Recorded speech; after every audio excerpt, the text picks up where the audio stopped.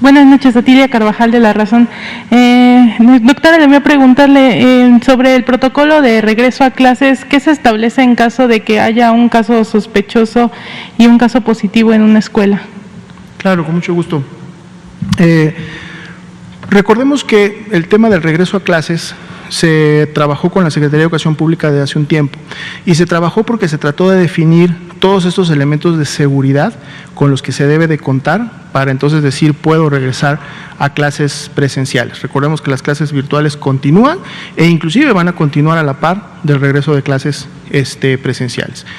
Uno de estos elementos de seguridad, los menciono rápidamente, el primero justo tiene que ver con el tema del riesgo epidémico que hay en ese momento en el estado, en la localidad, en la comunidad donde se va a reactivar las clases. Tienen que ser el nivel de riesgo más bajo.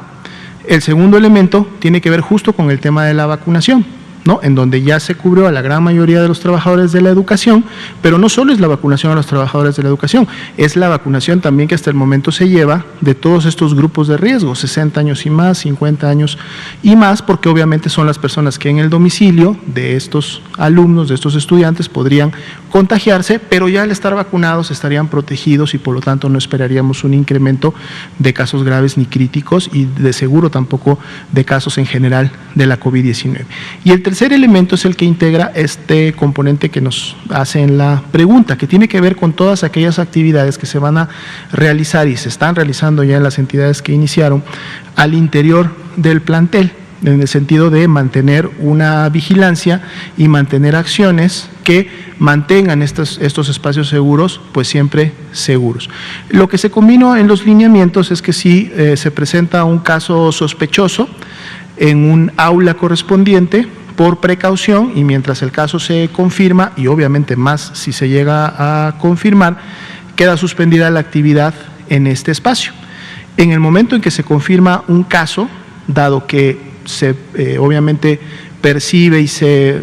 es mejor suponer que esta persona pudiera haber estado en contacto con personas de otros salones en algunos otros espacios, como ser los baños, como ser la actividad recreativa, etcétera, a pesar obviamente de que hay también acciones muy puntuales que limitan esta actividad. El escalonamiento en los recreos, el uso adecuado también en función del aforo de los baños y que todo esto obviamente es responsabilidad y lo está haciendo, creemos, bastante bien la Secretaría de Educación en conjunto con las autoridades de cada uno de los planteles escolares y sobre todo de las maestras y los maestros que están en el día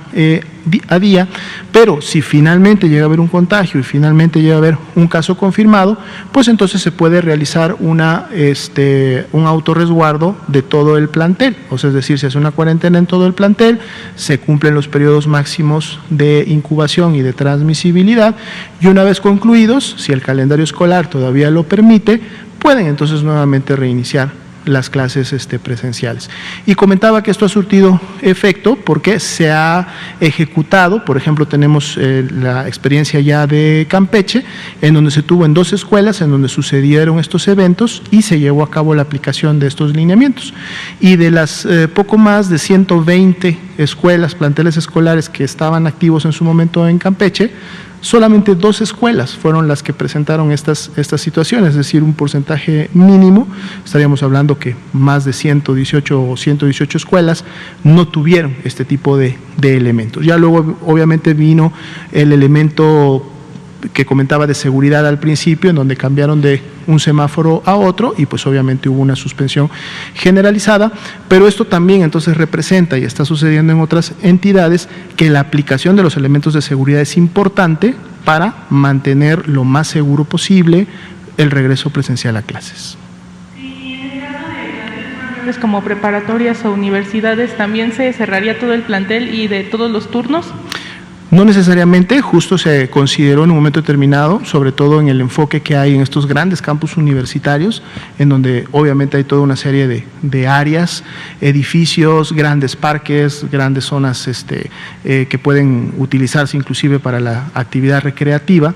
en donde se pretende más bien ahí, la recomendación es poder focalizar. ¿no? Porque si obviamente estamos en un plantel lo suficientemente grande como para que la actividad se hubiera iniciado o manifestado en una facultad, ¿no? Y tenemos otras 3, 4 o 10 facultades, pero que están en puntos diferentes, pues entonces podemos focalizar, podemos tomar a esos grupos de edificios o esos grupos de aulas o a la interacción que hay entre ese grupo de personas como una unidad, como un plantel, que por lo tanto no afectaría necesariamente a las demás, y en donde entonces las medidas en su momento de autorresguardo, de cuarentena, podrían ser muy específicas solamente para esa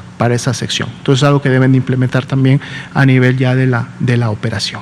¿Sí? Muy bien.